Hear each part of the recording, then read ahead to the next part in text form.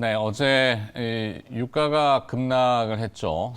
배럴당 100달러 선을 내줬습니다만, 뭐 오늘 다시 101달러 선으로 조금 올라오긴 합니다.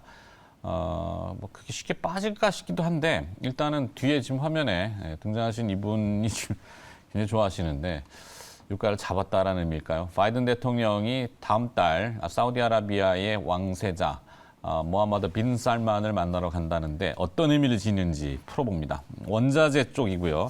이베스트 투자증권 리서치 센터 중국 원자재 커버하고 있는 최진영 애널리스트 나와 있습니다. 안녕하십니까? 안녕하십니까. 사진을 이런 걸 골라서 여기다 놨는지 모르겠는데. 자, 하여튼 뭐 잡았다 의미일까요? 그렇게 유가를 좀 컨트롤하고 싶었는데 안 되다 지금 어떻게 할지.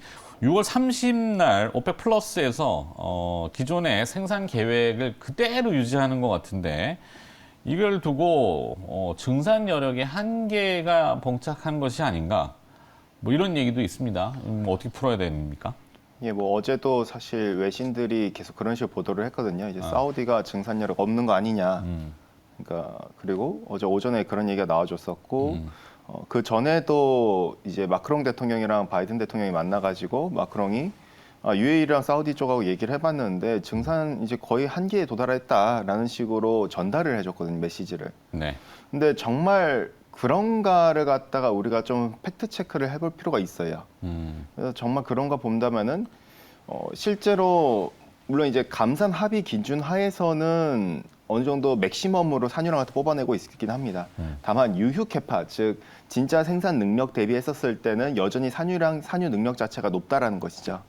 실제로 저희가 미국의 우방이라고 불리는 걸프 3국, 대표적으로 사우디, 그다음에 UAE, 그다음에 쿠웨이트 이 3국의 생산 능력과 지금 산유량을 갖다 비교를 해보면은 여전히 유휴 캐파가 한 213만 배럴 정도 일평균 남아 있어요. 이 정도 네. 물량이면 러시아의 원유와 콘덴세이트와 정제유의 수출량의 30%를 상쇄할 수 있는 물량이기 때문에 우리가 봤었을 때 충분히 좀 여전히 생산 능력을 가지고 있다라 볼 수가 있겠고요. 지금 차트에서도 보시는 것처럼 걸프 3국의 유효 캐파가 충분히 남아있고 우리가 2018년 때랑 저는 좀 비교를 하고 싶습니다.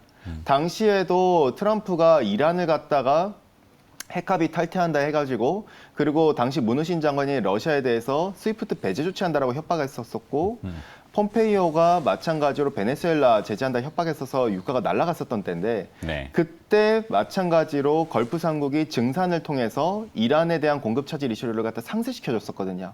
그때와 정확하게 어떻게 보면 유유 캐파가 비슷한 수준입니다. 그렇게 본다면은 여전히 공급에 대한 여력도 남아있다라고 우리가 볼 수가 있겠고요. 공급에 대한 여력. 그렇죠. 유가를 어떻게든지 잡고 싶겠죠. 지금 러시아가 취하는 에너지를 볼모로 한 전 세계의 협박인데 식량도 마찬가지고 바이든 대통령 입장에서는 지금 지지율이 떨어지고 있고 미국의 인플레이션도 그렇고 어찌됐든 유가를 잡고 싶은데 자국 내의 정유업체들이라든지 뭐 증산을 요구했는데 쉽게 들어주진 않고 해외에서 자꾸 이제 눈을 돌리는 거 아니겠습니까? 그렇다면 사우디가 증산을 하지 않는 이유는 못하는 것이 아니라 안 하는 것이다. 정치적인 이유 때문에 뭐 그렇게 풀어봐야 될지 사우디아라비아의 증산 가능성이 이번 7월 회담에서 노출될지.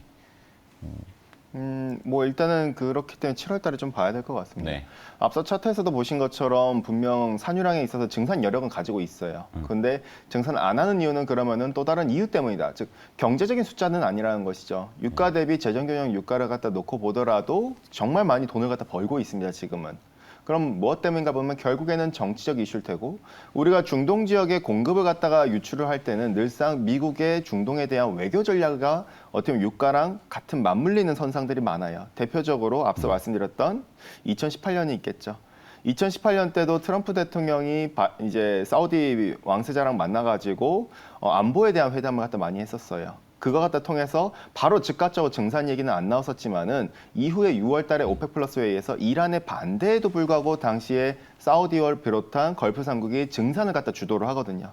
그러면서 일평균 150만 배를 갖다가 증산을 해버리면서 이란 공급 차질 이슈를 갖다 완전히 상쇄시켜버렸고 당시에 아이비들이 유가 100불 간다 논리 펼쳤었는데 고점 76불 찍고 수직 낙하하면서 45불까지 낙하를 해버렸었거든요. 물론 당시에 페드의 긴축도 있었습니다. QT라던가 금리 인상도 있었겠죠. 지금도 약간 좀 비슷한 것 같아요. 지금 역시도 결과적으로 그러면 정치적 이슈에 있어서 우리가 좀 중요하지 않겠는가. 그때도 2018년 3월 달에도 트럼프가 사우디한테 안보를 보장해주겠다라는 메시지와 그리고 예멘 내전에 대해서 군사적인 지원에 대해서 얘기를 했었는데 네. 이번 역시도 마찬가지로 사우디가 증산하지 않는 이유는 트럼프 때 약속을 작년 2월 달에 바이든이 다 파기했기 때문이거든요.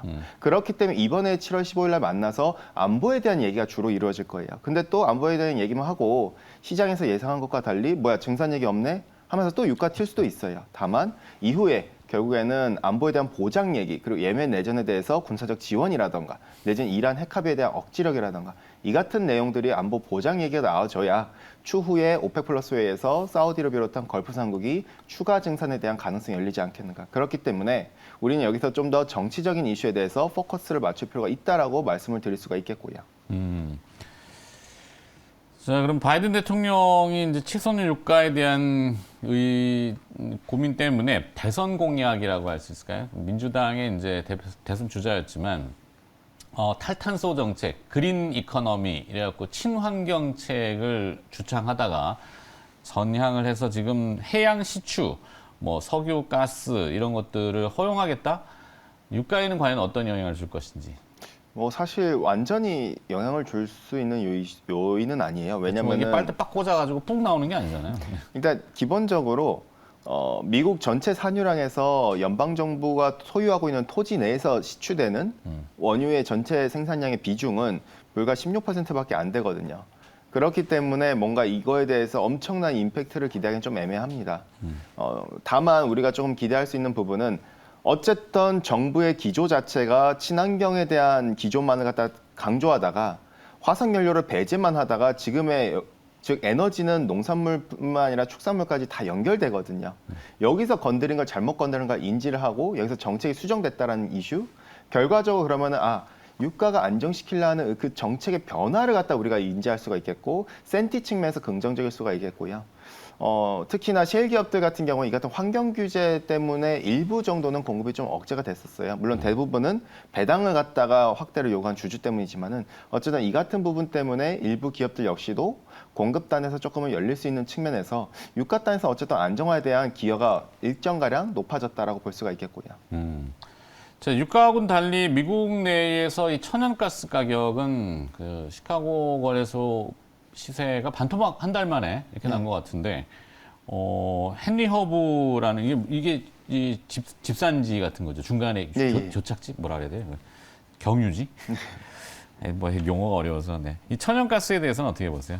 천연가스는 어제도 사실 급락이 나와주긴 했습니다. 네. 지금 천연가스가 급락한 이유는 사실 어떻게 보면 유가는 리세션에 대한 우려를 갖다 많이 반영을 하고 있지만은 경기 침체. 예, 지금 반영하고 있지만은 특히나 구리는 더욱더 적극적으로 반영하고 있는데요. 닥터 카파. 예, 근데 이제 천연가스는 조금 다른 이슈 때문에 빠졌어요. 근데 왜 빠졌었냐면은 경기에 대한 침체 우려보다는 오히려 유럽 쪽으로 수출이 지금 못 되고 있기 때문에 빠진 거거든요. 대표적으로 우리가 6월 초 때 무슨 일이 있었느냐? 미국의 20%의 LNG 수출을 갖다가 기여를 해주는 프리포트 LNG 터미널이 화재가 발생했고 이것 때문에 수출에 대한 기대감이 유럽 쪽 수출 기대감이 빠졌었는데 거기다가 중간에 한 번 더 미국 규제 당국이 지난주에 가동을 갖다가 이제 일부 가동을 갖다가 원래 9월 달 예정이었던 걸 10월 달로 연결하는 식의 얘기가 나왔었거든요. 이것 때문에 한 번 더 눌렸다라 볼 수가 있겠고요. 다만 여전히 저희는 천연가스에 대해서는 조금 긍정적으로 보고 있습니다. 네. 이유는 어쨌든 이제 프리포트 LNG 터미널은 조업이 정상화될 거예요. 연말로 갈수록. 근데 유럽은 천연가스가 부족한 건 사실이에요. 네. 왜냐? 러시아만 하더라도 가즈프롬이 유럽향 수출을 갖다 40%밖에 수출 안 해주고 있고 앞으로 봤었을 때 거의 제로화될 게 분명하거든요. 독일 쪽 밸브 잠그지 않나요? 그렇죠. 거의 완전히 다음 주면은 완전 잠글 수 있는 상황까지 몰리고 있는 상황인데 결과적으로 이렇게 본다면은 그렇기 때문에 지금 TTF 가격은 계속해서 치솟고 있어요. 즉 유럽의 벤치마크 LNG 가격은 계속해서 치솟고 있고 반대로 미국은 수출을 갖다 하기 어려워서 헨리허브 가격이 빠진 건데 네. 그러면은 우리가 반대로 보면 연말로 갈수록 프리포트 LNG 터미널이 정상화되면은 당연히 수출에 대한 기대감은 다시 올라갈 테고 이거 갭을 메워 나가겠죠. 과거 10년 TTF와 헨리허브 간의 이제 상대 성과가 10년 평균으로 보면은 2.6배예요. 달러 환산하면. 그러면 지금이 한 거의 9배가량 스프레드가 벌어져 버렸는데 네. 앞으로 본다면 다시 이 스프레드는 2.6배대로 좁혀져야 됩니다. 그렇게 된다면은 결과적으로 우리가 지금에 있어서 헬리어브는 조금 더 유럽에 대한 수출 기대감으로 연말로 갈수록 긍정적일 수 있다라는 그 시각을 가질 필요가 있다. 해서 좀 더 유가랑 좀 다르게 긍정적으로 접근할 필요가 있다라 봐주시면 될 것 같고요. 네. 자, 그럼 이제 하반기 원자재에 대한 투자 전략, 그리고 또 긍정적으로 이 연관지어서 바라볼 수 있는 섹터를 본다면 조금 어떻게 정리될까요? 기본적으로 저희는 원자재에 대해서 지난 연간 전망에서는 상반기 이제 상고하저로 봤었는데 상반기 때 가장 매력적인 자산을 에너지와 농산물로 봤었는데요. 네. 근데 이제부터 3분기 때는 저희는 하반기에 대해서 좀 부정적으로 저희 하반기 전망을 통해서 말씀을 계속 드리고 있습니다. 5월 말부터 계속 그렇게 말씀을 드리는데 결과적으로 본다면은 특히나 경기에 민감한 에너지와 메탈업 산업에 대해서는 조금 비중 축소가 더욱더 적극적으로 필요하다고 말씀을 드리고 있고요. 네, 관련된 ETF를 혹시 투자하시는 분들이 있다면 참고해 보시면 되겠고. 이제 반대로 농산물 같은 경우에는 한 번 더 튈 수 있는 가능성은 있지만은 다만 우리가 라니냐가 어쨌든 연말로 갈수록 후퇴할 수 있다는 점, 그리고 디맨드 단에서 어쨌든 휘발유 가격이 유가 단에서 빠진다면은 결국 휘발유를 대체하는 옥수수도 빠지거든요. 네. 그렇기 때문에 조금 우리가 좀 부정적으로 볼 수가 있겠고, 반대로 4분기 때 우리가 전략적 차원에서는 조금 이제 결국 디플레이션에 대한 우려가 저희는 좀 형성될 거라 보고 있습니다. 유가 단에서는 저희는 WTI 기준으로 하반기 때 특히 4분기 때 하단을 배럴당 70불까지 좀 놓고 보고 있거든요. 그렇게 본다면은 연말로 갈수록 디플레이션에 대한 우려, 이 같은 우려 때문에 디플레이션 해지 자산인 금과 그리고 어떻게 보면 일드 헌팅 자산이 인프라에 대해서 조금 긍정적으로 볼 수가 있겠고 섹터 단에서 기업들이나 이런 쪽으로 좀 접근을 한다면은 어쨌든 농산물 땅에서 진정되는 부분을 감안하면은 음식료 단에서도 나름은 괜찮은 메시지라고 볼 수가 있겠고요. 중요한 점은 전반적인 우리가 투자의 시계로 놓고 보자면은 결국 디플레이션에 대한 우려가 형성될 때 성장주 단에서는 바닥을 다지기 시작하고 네. 그 이후에는 음식료 단에서 니즈들이 조금씩 형성되거든요. 그래서 이 부분에 대해서 저희가 조금은 포커스가 필요하지 않겠는가 이 정도로 봐주시면 될 것 같습니다. 알겠습니다. 자, 유가와 관련돼서 이벤트가 또 등장하고 또 뭐 시세도 급변했기 때문에 자세히 좀 들어봤고요. 이베스트 투자증권 리서치센터 중국 원자재 커버하고 있는 최진영 애널리스트였습니다. 고맙습니다. 감사합니다.